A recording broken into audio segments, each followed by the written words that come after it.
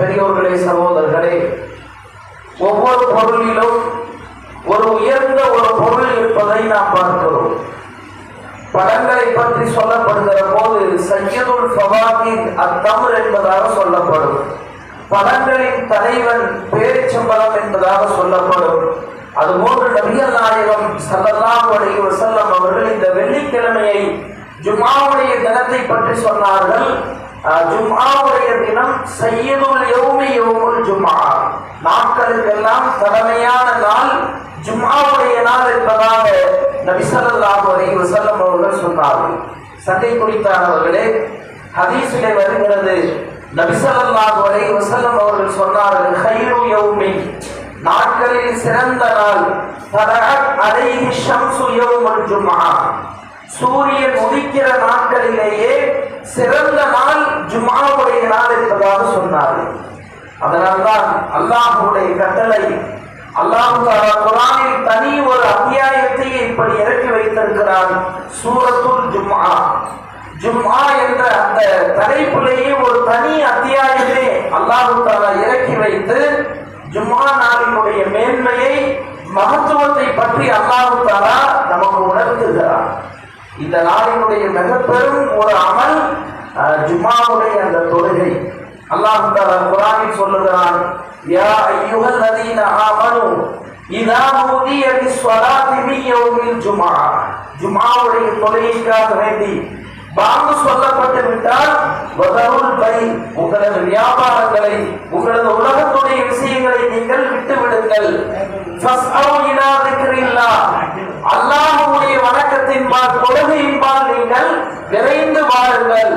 ذَلِكُمْ خَيْرٌ لَكُمْ إِن كُنتُمْ تَعْلَمُونَ, நீங்கள் அறிந்தவர்களாக இருந்தால் உங்களுக்கு இதுவே சிறந்ததாகும்.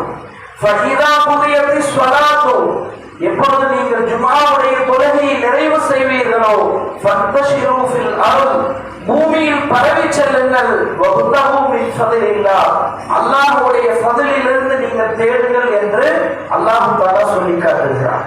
எனவேதான் இந்த வசனத்தின் அடிப்படையில் உலமாக்கள் விளக்க உரைகளில் எழுதுகிறார்கள், ஜும்ஆவுடைய பாங்குக்கு பிறகு ஒரு முஸ்லிம் தன்னுடைய வியாபாரத்தை, தொழில்துறையை, கடையை மூடிவிட வேண்டும் என்பதாக சொல்லுகிறார்கள்.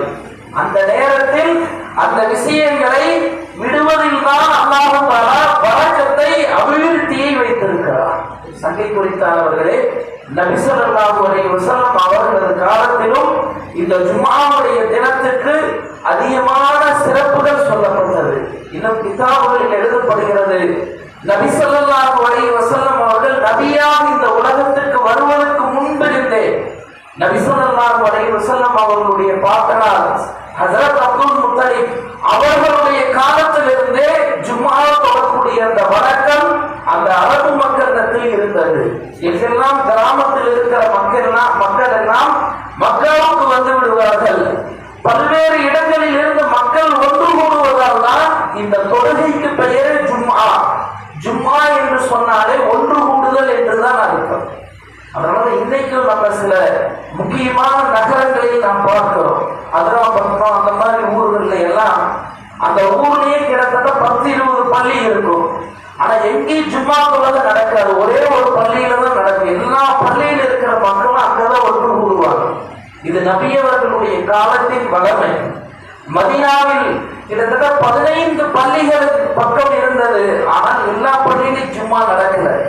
நபி அவர்களுடைய மஸ்ஜிதில் மட்டும்தான் நடந்தது. அனைத்து மக்களும் அங்கு வந்துதான் ஒன்று கூடுவார்கள். ஆனா இன்னைக்கு காலத்துடைய கட்டாயம் அப்படி ஒரே இடத்துல எல்லாத்தையும் ஒன்று சேர்த்துவது சிரமம் என்பதால் பல்வேறு இடங்களில் ஜும்ஆ தொழுகை நடைபெறுகிறது. எனவே சங்கை குறித்தானவர்களே, இந்த நாள் எவ்வளவு சிறந்த நாள். நபி ஸல்லல்லாஹு அலைஹி வஸல்லம் அவர்கள் சொன்னார்கள், ஜும்ஆவுடைய தினத்தில் தான் குலிக ஆதம், ஹஜ்ரத் ஆதம் அலைஹிஸ்ஸலாம் முதல் நபி, நம்முடைய தந்தை முதல் மனிதர் ஹஜ்ரத் ஆதம் அலைஹிஸ்ஸலாம் இந்த தினத்தில் தான் படைக்கப்பட்டார்கள். வஉத்கில ஃபில் ஜன்னah, இந்த தினத்தில் தான் அவர்கள் சொர்க்கத்திற்குள் நுழைவிக்கப்பட்டார்கள். வஉக்ரிஜ மின்ஹா, இதே தினத்தில் தான் அவர்கள் சொர்க்கத்திலிருந்து வெளியேற்றப்பட்டார்கள். இன்னும் ஹதீஸ்ல வருது, பூமி படைக்கப்பட்ட தினமும் இந்த ஜும்மாவுடைய தினம்தான். பூமி அழிக்கப்படக்கூடிய அந்த கியாமத்துடைய அந்த நாளும் இந்த ஜும்மாவுடைய தினத்தில் தான். அதை அறிந்து கொண்ட மனிதன், ஜின், இந்த இரண்டு இனத்தை தவிர உலகத்தில் உள்ள எல்லா ஜீவராசிகளும் ஜும்மாவுடைய தினம் வந்தால் எங்கு கியாமத்து நாள், உலக அழிவு நாள் வந்துவிடுமோ என்று இந்த நாளை கண்டு அஞ்சுகிறது என்று ஹதீஸில் நபி ஸல்லல்லாஹு அலைஹி வஸல்லம் அவர்கள் சொன்னார்கள். சங்கையானவர்கள், இன்னும் ஹதீஸ்ல வருது, ஜும்மாவுடைய நாளில் குளிப்பதற்கு கூட நன்மை இருக்கிறது.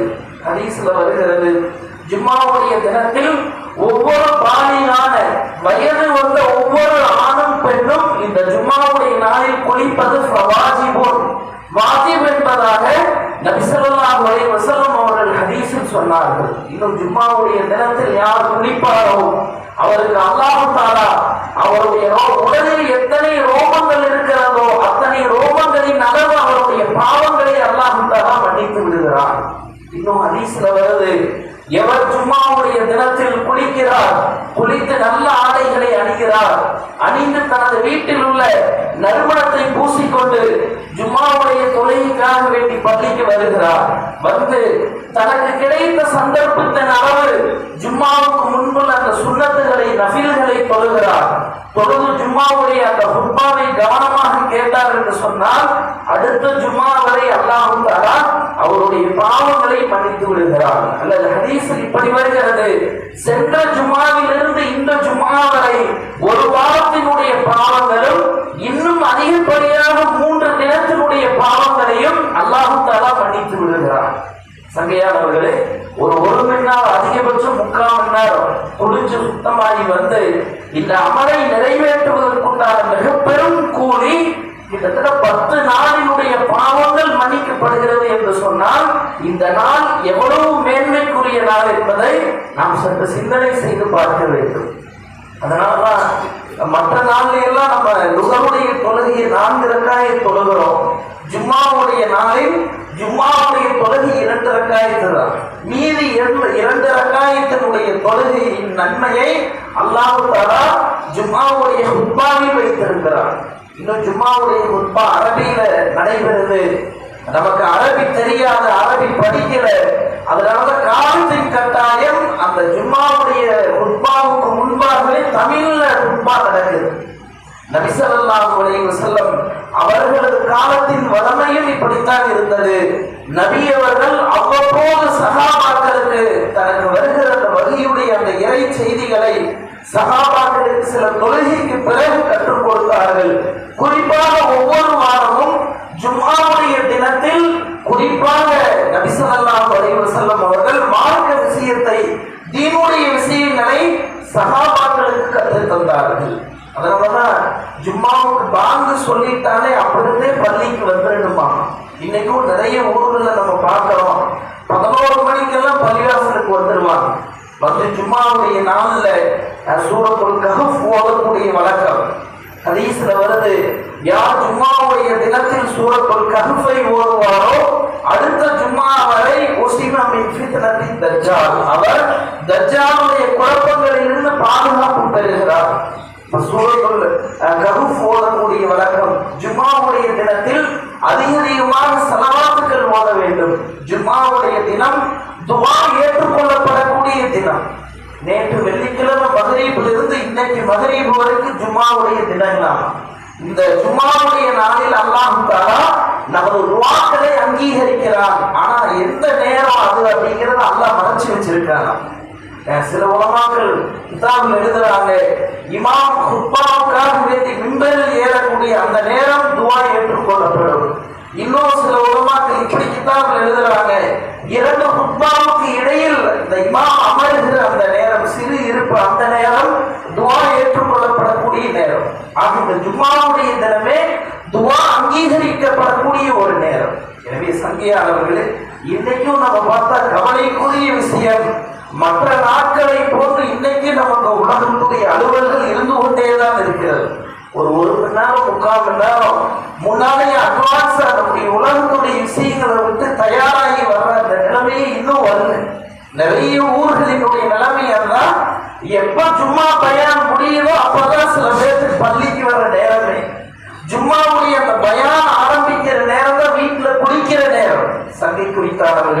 இது ஏதோ வீணான விஷயம் அல்ல. இங்கு சொல்லப்படக்கூடிய விஷயங்கள் யாருடைய சொந்த விஷயங்களும் சொல்லப்படுவதில்லை. இங்கு அல்லாஹ் ரசூலுடைய வார்த்தைகள் தான் பேசப்படுகிறது. எப்படி தொழுதா நன்மைன்னு விளங்கி இருக்கிறோமோ அதுபோல அல்லாஹ் ரசூலுடைய இந்த வார்த்தைகளை கேட்பதும் தெரிந்து கொள்வதும் இது நன்மைக்குரிய ஒரு காரியமாக இருந்து கொண்டிருக்கிறது. சஹாபாக்களுடைய காலத்துல, நபி ஸல்லல்லாஹு அலைஹி வஸல்லம் அவர்களுடைய காலத்துல சஹாபாக்கள் தீனுடைய விஷயங்களை, மார்க்க விஷயங்களை கேட்டு கேட்டு தெரிந்து கொண்டார்கள். ஹதீஸ்ல வருது, ஒரு நாள் நபி ஸல்லல்லாஹு அலைஹி வஸல்லம் அவங்க பெண்களுக்கு பயான் செய்யறாங்க.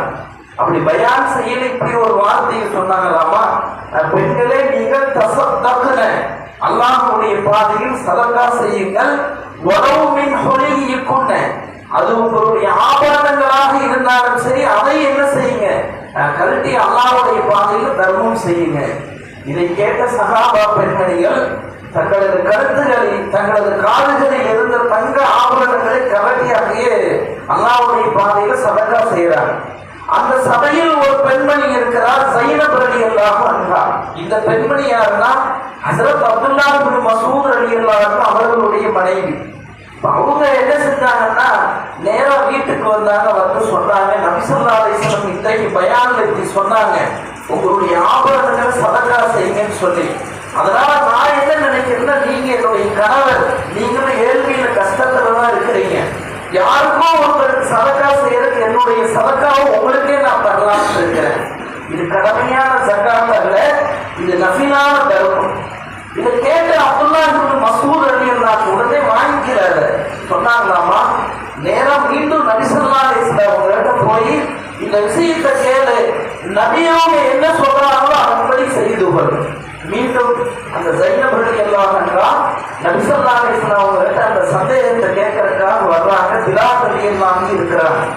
பிலால் ரலியல்லாஹு அவங்க இடத்துல அந்த பெண்மணி சொன்னாங்க, நபி ஸல்லல்லாஹு அலைஹி வஸல்லம் அவங்களை சந்திச்சு நான் ஒரு மசாயில் கேட்கணும், நபி அவங்கள்ட்ட அனுமதி வாங்கி கொடுங்க சொல்லிட்டு அந்த கேள்வியும் சொன்னாங்க. என்னுடைய கேள்வி இதுதான், நீங்களும் நபி அவங்களும் வரையில நபி ஸல்லல்லாஹு அலைஹி வஸல்லம் பயான் செஞ்சாங்க, அதுல சதகா செய்ய சொன்னாங்க. என்னுடைய கணவர் சிரமத்துல, வறுமையில, கஷ்டத்துல இருக்கிறார், அதனால நான் என்னுடைய கணவருக்கே சதகா செய்யலாமா, நஃபிலான அந்த தர்மத்தை என்னுடைய கணவருக்கே நான் செய்யலாமா, இதை கேட்டுருவாங்க. பிலால் ரலியல்லாஹு போனாங்க, போய் இந்த விஷயத்தை சொல்லி கேட்கிறாங்க. நபி ஸல்லல்லாஹு அலைஹி வஸல்லம் அனுமதி கொடுத்தாங்க, இது நஃபிலான தர்மம், அதனால நாம என்ன செய்யலாம், அந்த பெண் தன்னுடைய கணவருக்கே கொடுக்கலாம். இது ரெண்டு நன்மை, ஒன்று சதகா செஞ்ச நன்மை, இன்னொரு உறவு முறையை ஆதரித்த அந்த நன்மையும் கிடைக்கும். சதகா செய்ய சொல்லுங்க. அங்கேயா அவர்களே சொன்ன நோக்கம், சஹாபா பெண்மணிகளுக்கு கூட அன்றைய காலத்தில் மார்க்க விஷயங்களை தெரிந்து கொள்வதில் அவர்களுக்கு இருந்த ஆர்வம். அதான் சொல்லிட்டாங்கல்ல, நம்ம கொடுத்துக்கிறதா அப்படின்னு சொல்லி அவன் அசால்ட்டா நினைக்கல. மீண்டும் அதில் ஒரு சந்தேகம் எழுகிறது. நேரம் நபியோரிடத்திலேயே வந்து அந்த சந்தேகத்தை கேட்டு தெரிந்து கொண்டார்கள். இன்னைக்கு நம்மள நிறைய பேருக்கு சந்தேகம் கேட்கறதுக்கே பயம், என்னென்ன கூடாதுன்னு சொல்லிட்டு அதை செய்ய முடியாம போயிருந்தேன். ஆனால் அன்று அப்படி அல்ல, மார்க்க விஷயங்களை கேட்க துடித்தார்கள். ஆனாலும் அந்த ஜும்மாவோட தனியா பயான் நடந்தது, அதை கேட்பதற்கும் மக்கள் வந்தார்கள். எனவே சங்கையாளர்களே, இந்த ஜும்மாவுடைய தொழுகை என்பது பயானும் சேர்த்துதான் ஜும்மாவுடைய தொழுகை. இன்னும் ஹதீஸ்ல வருது, யார் ஜும்மாவுடைய நாளில் ஜும்மா தொழுகைக்காக வேண்டி முதலாக பள்ளிவாசலுக்கு வருகிறாரோ அவருக்கு ஒரு ஒட்டகத்தை குர்பானி செய்த நன்மையை அல்லாஹ் தருகிறார். அடுத்து வருபவருக்கு மாட்டை குர்பானி செஞ்ச நன்மை, அதற்கடுத்து வருபவருக்கு ஆட்டை குர்பானி செய்த நன்மை, அதற்கடுத்து வருபவருக்கு ஒரு கோழியை குர்பானி செய்த நன்மை, அதற்கடுத்து வருபவருக்கு ஒரு முட்டையை குர்பானி செய்த நன்மை. யார் எவ்வளவு சீக்கிரமா வந்தாரோ அதற்குண்டான நன்மைகளை அவர் அடைந்து கொள்ளுகிறார். இன்னும் ஹதீஸ்ல வருது, மலக்குமார்களும் ஜும்மாவுடைய தினத்தில் பள்ளிவாசலுக்கு வருகிறார்கள். வந்து பள்ளிவாசலினுடைய முகப்பில் வாயிலில் நின்று கொள்கிறார்கள். அவர்களது கைகளில் ஏடுகள் இருக்கும். யாரெல்லாம் ஜும்மா தொழுகைக்கு வர்றாங்களோ அவர்களது பெயர்களை அந்த மாணவர்கள் மலக்குகள் பதிவு செய்கிறார்கள். எப்படி இமாம் அந்த ஜும்மா குத்பாவுடைய அந்த பிரசங்கத்துக்காக மிம்பரில் ஏறுவாரோ மலக்குகள் தங்களது ஏடுகளை மூடி வைத்துக் கொண்டு அவங்களும் உள்ள வந்து உட்கார்ந்து குத்பாவை கேட்க ஆரம்பிச்சிடலாம். அப்ப குத்பா ஆரம்பிச்ச பிறகு வர்றவங்களுடைய பெயர்கள் அந்த பதிவேட்டில் பதிவு செய்யப்படுவதில்லை.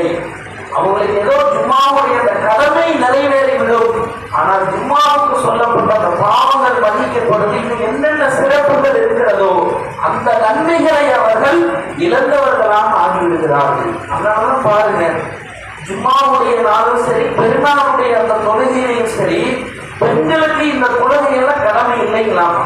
பெண்கள் என்ன செய்ய தேவையில்லை, ஜும்மா தொழுக தேவையில்லை. அதே போல 2 பெருநாளுடைய தொழுகைகள் பெண்களுக்கு தேவை. என்ன காரணம்? ஏன் அவங்களுக்கு கடமை இல்லை? அவங்களும் அந்த நாள்ல தொழுக ஆரம்பிச்சாங்கன்னு வைக்க, நம்மளை விட ஆர்வமா இருப்பாங்க, முன்னாடியே தக்பீர் கட்டிடுவாங்க. அதனால இஸ்லாமே சொல்றது உங்களுக்கு அது இல்லை. உங்க வேலை என்ன? உங்களது வீட்டு ஆண்களை தயார் செய்து குறித்த நேரத்தில் பள்ளிக்கு அனுப்ப வேண்டும். அப்படி அனுப்புவதே அவங்களுக்கு ஜும்மா தொழுது அந்த நன்மை கிடைச்சிருதுங்களா? அதனால சங்கை குறித்தானவர்களே, அந்த குறிப்பிட்ட நேரத்தில் வருகிற அந்த பழக்கத்தை வளமையை நாம் ஏற்படுத்த வேண்டும். போனா குத்பா முடிவிட்டு போனா தொழுகையில போய் சேர்ந்துக்கலாம். காலங்கள் கழிந்து கொண்டே போகிறது. 20 வயசுலேயே நான் அப்படித்தான் இருந்தேன், 40 அப்படித்தான், 50 அப்படித்தான். வாழ்க்கையில் மாற்றத்துடைய விஷயங்களில் எந்த மாற்றமும் வரவில்லை. எப்படி இருந்தாலும் அதே மாதிரி தான். எனவே சங்கையானவர்களே, நமக்குள் மாற்றங்களை கொண்டு வர வேண்டும். ஜும்மாவுடைய தினம் அவ்வளவு சிறப்பான தினம். இங்க ஒருத்தர் தொழுகிறாரு, தொழுக முடிஞ்சு அல்லாஹ்ட்ட கையேந்தி என்ன தேவை இருக்கிறதோ அதை அவர் கேட்கிறார் என்று சொன்னால், அல்லாஹ் தஆலா அவரது கையேந்துதல்களை, அவரது துஆக்களை அங்கீகரிக்கிறார். அவருக்கு உண்டான அந்த வழிகளை அல்லாஹ் தஆலா திறந்து வைக்கிறார். அப்படிப்பட்ட உயர்ந்த தினம்தான் இந்த ஜும்மாவுடைய தினம். எனவே இனி வருகிற காலங்களிலாவது நம்ம என்ன செய்யணும், பயான் முடியிட்டு போனா, குத்பா ஆரம்பிக்கிட்டு போனா அப்படின்னு இருக்காம, ஜும்மாவுக்கு பாங்கு சொல்லப்பட்டு விட்டாலே பள்ளிக்கு வரக்கூடிய அந்த வழக்கத்தை நாம் மேற்கொள்ள வேண்டும். இன்னும் சிறப்பானது, ஜும்மாவுடைய நாள்ல மட்டும் பாங்கு சப்தத்தை பள்ளிக்குள் இருந்து கேட்கிற வளமையை கொண்டு வர வேண்டும். இது வெறும் ஜும்மாவுக்கு மட்டும் இல்லை, ஒவ்வொரு வக்து தொழுகைக்கு இது தேவை. முதல்ல நம்ம என்ன செய்யணும், ஜும்மாவுக்கு அந்த வழக்கத்தை கொண்டு வாரத்துல ஒரு நாள் என்ன செய்யணும், உலகத்துடைய விஷயங்களை கொஞ்சம் முன்பின்னாக்கி இந்த வளமையை நம்முடைய வாழ்க்கையில் கொண்டு வர வேண்டும். அல்லாஹ் சுப்ஹானஹு வ தஆலா மார்க்கம் சொல்லுகிற ஒவ்வொரு விஷயங்களின் மாண்புகளை கருதி அதை நம்முடைய வாழ்க்கையில் அப்படியே செயல்படுத்தக்கூடிய உயர்ந்த தௌஃபீக்கை அல்லாஹ் தஆலா நம் அனைவருக்கும் தந்தருவானாக. வ ஆகிரு தஅவானா அல்ஹம்துலில்லாஹி.